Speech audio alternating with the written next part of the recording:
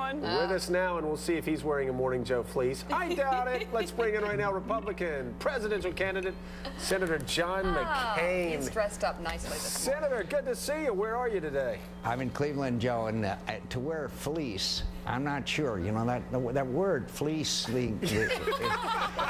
I'm not sure I want to do that. No. Interesting. Probably not. Probably not. Hey, I want to show you a poll. NBC News, Wall Street Journal came out with polls. Fascinating results regarding you especially.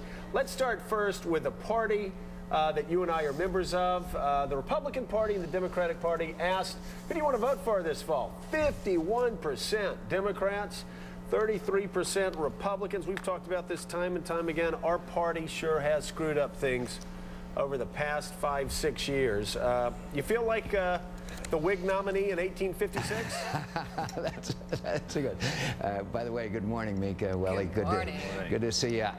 Look, it's disturbing to me, of course, because in all due respect, you and I are the party of Abraham Lincoln and Theodore Roosevelt and Ronald Reagan, and we lost our way on spending, among other things, but spending primarily, that we let it get completely out of control, the pork barrel spending, and that I've ranted on many occasions, including with you, Joe, that really dispirited our base. And we've got to restore not only our party's unified now. I mean, everything is fine as far as post-primary, but we got to energize our party, and we're going to have to commit to our base that we'll stop this out of control spending. I mean, it's it's that simple. But we also have to address healthcare issues such as we've been doing this week, the economy. These are tough times for Americans. Tough times for Americans, as you know. You know, it's very interesting. The question, of course, that Republicans usually get pounded on is, who shares your values? Republican candidate or the Democratic candidate? Democrats usually pound us. You look at this NBC Wall Street Journal poll, you're actually doing extremely well. 54% of Americans say that they identify with your values. 35% say they do not. But you look at Barack Obama's numbers, he's below you and sinking, I believe, Hillary Clinton also below you. Only 45% say Obama identifies with their values. 46% say they don't. What's going on there? Why have you connected with voters?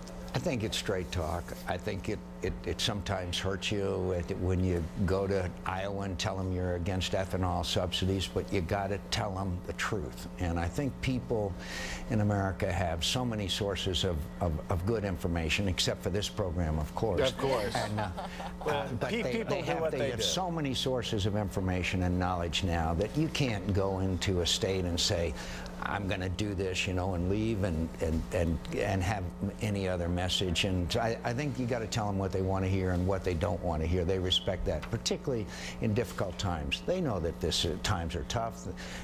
American families are challenges of making their home loan mortgage payments. 250,000 Americans have lost their jobs. So you got to give them some straight talk. And I think that's what Franklin Delano Roosevelt did at the time of the Great Depression. Now, I don't compare our economic times to the Great Depression, but Americans want to have some hope and optimism, but they're only going to believe you if you tell them the truth. Well, let's talk about the economy. I want to ask you about your gas tax holiday that you're proposing. I'm going to read, I don't know if you saw the editorial in the New York Times this morning. They say Senators John McCain and Hillary Rodham Clinton have hit on a new way to pander to American voters, a temporary suspension of the federal gasoline tax between Memorial Day and Labor Day. The proposal may draw applause and votes from Americans feeling the pain of nearly $4 a gallon gasoline, but it is an expensive and environmentally unsound policy that would do nothing to help American drivers. Is it pandering? Mika, you know what all it is it's not the end of Western civilization as we know it, according to some, quote, economists and some around America. It's just to give Americans a little relief. I think it's obvious that the lowest income Americans drive the furthest and probably spend more on gasoline because their age of their automobiles. Why don't we just give them a little break for the summer, maybe buy a better meal for their kids, maybe travel a little bit. Well, and Senator, I thought the New York Times and Marxists were against regressive taxes.